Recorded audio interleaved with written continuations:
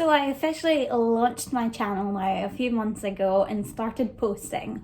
But the thing is, I've been thinking about it and participating in booktube in other ways for an ungodly amount of time before I actually engaged in making my own content. So the big thing about that is with reading, especially because it's not like we can read everything all at once.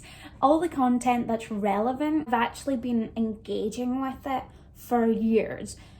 More accurately, since about 2013, which is when I really got into booktube.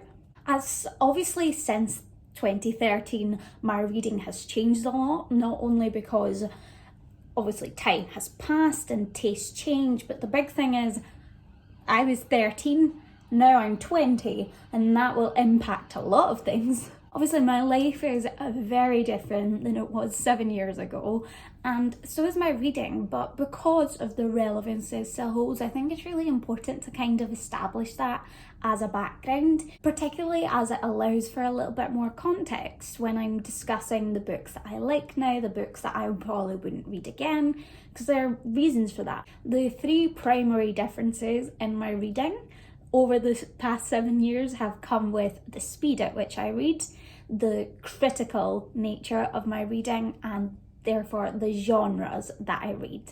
Speed is probably the biggest one because I do read faster than the average person, and that tends to come as a result of having your nose stuck in a book most of your life.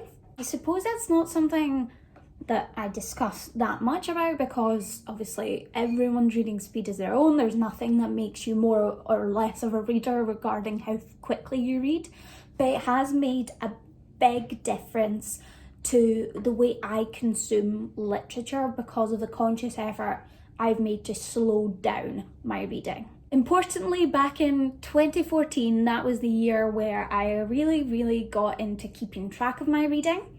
And I was very determined to meet the goal of reading 100 books in a year, which I met. I've not been able to do that since because life has changed a lot. I have a lot more responsibilities in my life than I did at 14, so sadly not the same amount of time, but also the big difference in literally just the speed of my reading. I used to read at about 100 pages an hour and just fly through the books because I'd still have quite a good ability of retaining what was in my head.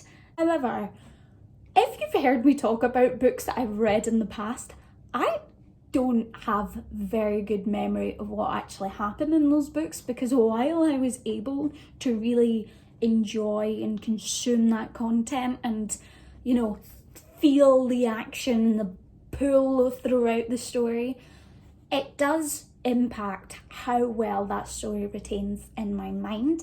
It did take a little while to train myself out of that and physically slow down how much I read, but I have to say it has really impacted how much I enjoy books and brings me on to my next point, which is how critical I am of books compared to how I was.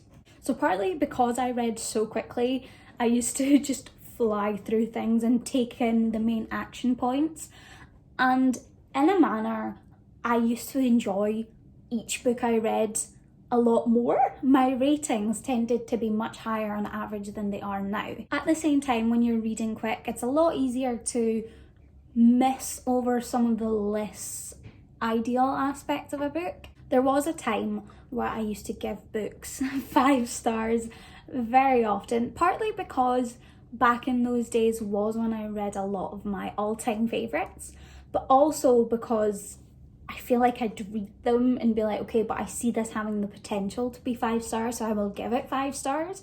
Since then, and particularly since slowing down my reading, there is more of a conscious idea in my head as I'm reading it where I have time to reflect on what I'm actually reading, on how much I'm enjoying it and where it really takes me in terms of imagination and in terms of enjoyment. I feel that this has made my reviews a lot stronger because I'm able to actually remember and reflect on what I've read.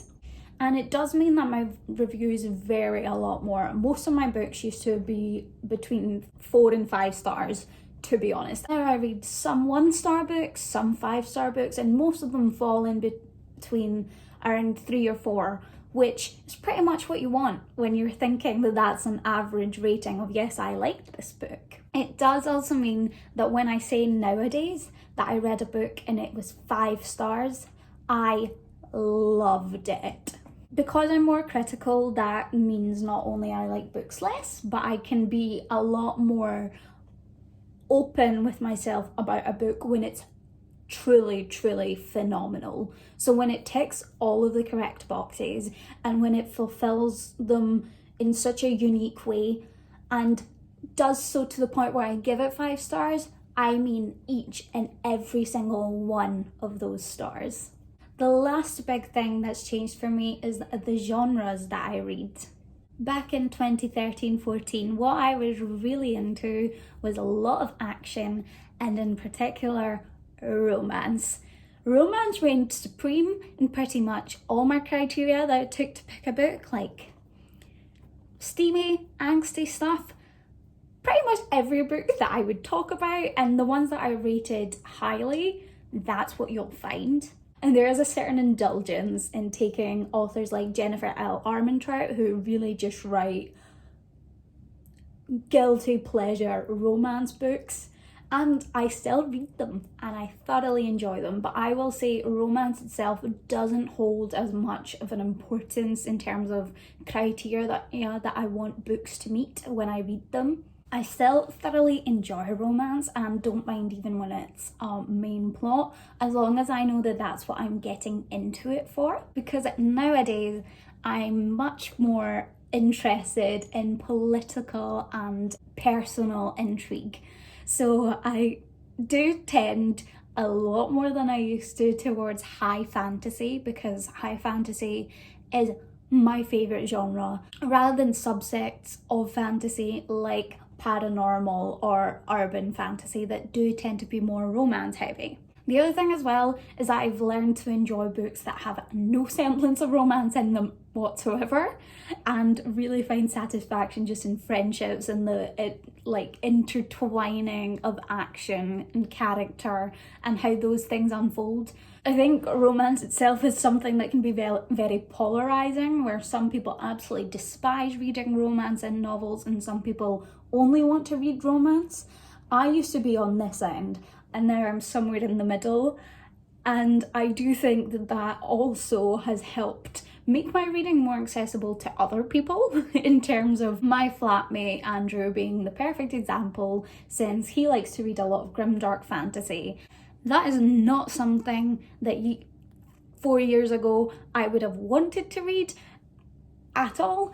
The books that I was reading 4 years ago, he would not have wanted to read whatsoever, and now we find a lot of common ground and are able to recommend books to each other. I still love reading just as much as I ever did, if not more, and I think it's really important for everybody to recognise that you can love the books that you loved once, but also reading tastes change so much, because we as people are not going to be able to stick to our favourites all the time.